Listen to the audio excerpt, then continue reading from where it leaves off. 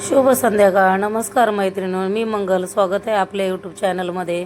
आणि कसे आहात तुम्ही सर्वजण मस्त असावं अशी आशा करते. आणि आम्ही तर ठीकच आहोत. तर इथे आता संक्रांत आहे. संक्रांतीच्या निमित्त मी तिळगुळ बनवते. आणि आता व्हिडिओ टाकायला लेट होईल हा थोडासा माझा. तर काय हरकत नाही, संक्रांत होऊन गेली तरी आपल्याकडे हळदी कुंकू आहेच आहे. तर बायकांना कसे लाडू लागतातच आहे घरी वाटायला. तर हळदी कुंकूसाठी याचा उपयोग होऊन जाईल तुम्हाला घरच्या घरी लाडू बनवायला, संक्रांतीला नाही बनवले तरी. आता मलाही तितका वेळ नाही आहे संक्रांतीच्या वेळेपर्यंत तुमच्यापर्यंत हा व्हिडिओ पोस्ट करायला, कारण खूप घाई आहे कामाची, खूप गडबड आहे घरामध्ये सगळी. तर त्याच्यासाठी मी संक्रांतीच्या आदल्या दिवशीच हे लाडू बनवते. पण आता व्हिडिओ तुमच्यापर्यंत येईल की नाही, किती वेळ लागेल एडिट करा, अपलोड करायला वगैरे, तेवढा वेळ मिळेल की नाही, तर त्याच्यासाठी थोडा उशीर आहे. त्याच्यासाठी सॉरी, माफी असावी तुमची. आणि तर बघा इथे मी काय केलेलं आहे, 1 पाव किलो तीळ घेतलेत, 1 पाव किलो शेंगदाणे घेतलेले. ते आपल्याला लाडूसाठी काय काय साहित्य लागणार आहे ते सांगते. आणि याच्यामध्ये 1 पाव किलोचा मी गूळ पण घेतलेला आहे, थोडीशी विलायची घेतली. तर तीळ असे छान मंद गॅसवरती खरपूस भाजून घेतले ते. आणि इथे शेंगदाणे पण असे खरपूस भाजून घेतले. आणि शेंगदाण्याची सालं काढण्याची स्ट्रिक बघा माझ्या सगळ्या काहीतरी अशा गावच्या पद्धती असतात. तर इथे एका रुमालामध्ये घेतले, चांगला कॉटनचा कपडा घ्यायचा, रुमालामध्ये घ्यायचा आणि असं त्याच्यावरती किचनवरती मी फक्त त्याला असं थोडंसं आपटवून घेतलं. तर बघू शकता सगळी साल तुम्ही अशी मस्त काढून घ्यायची आहे. मस्त सगळं थंड झाल्यानंतर थोडंसं आता याला मिक्सरला लावून ग्राइंड करून घ्यायचं आहे. म्हणजे तिळाचे फक्त एकाचे 2 झाले पाहिजे. गूळ किसून घेतला आहे, थोडंसं 1 चमचा तूप घेतला आणि शेंगदाणे पण अर्धे आबडधोबडच वाटून घेतले ते, जेणेकरून दाताखाली आल्यानंतर खूप छान होतात. एकदम पावडर बनवायची नाही याची आपल्याला. तर इथं खूप छान असे. आणि पॅन मस्त गरम करून घेतला आहे. पॅनमध्ये 1 चमचा तूप टाकून घ्यायचं आहे. आणि 1 चमचा तूप टाकल्यानंतर त्याच्यामध्ये आपल्याला हा गूळ वितळवून घ्यायचा आहे.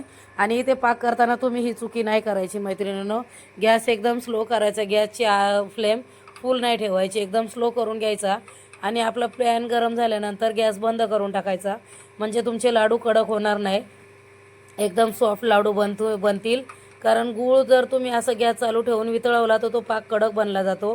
त्याच्यासाठी गॅस बंद करायचा आणि हा पाक पूर्ण वितळवून घ्यायचा आहे. बघा आता इथे बघू शकता तुम्ही, गूळ पूर्ण मेल्ट झालेला आहे.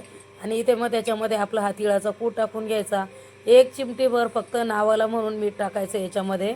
आणि आपलं तिळगुळाचं कूट आणि इथे लाडूसाठी लागणारे शेंगदाण्याचा कूट पण त्याच्यामध्ये टाकून घ्यायचा. विलायचीची पावडर करून घेतलेली ती पावडर पण त्याच्यामध्ये टाकून घ्यायची. आणि हे सगळं करताना गॅस माझा बंदच आहे. हे सगळं त्याच्यामध्ये मिक्स करून घ्यायचं आहे. आणि मिक्स केल्यानंतर परातीमध्ये छान असं काढून घ्यायचं.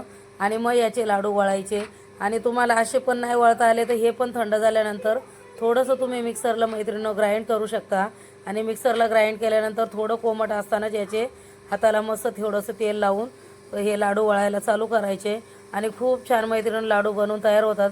आता माझे हाती ते चिकट झाले होते, त्याच्यामुळे मी तुम्हाला लाडू वळताना माझा व्हिडिओ शूट करायला कोणी नव्हतं. तर मी लाडू वळले तर माझे हात खराब होते, त्याच्यामुळे तेव्हा शूट करता नाही आलं मला. तर इथे बघू शकता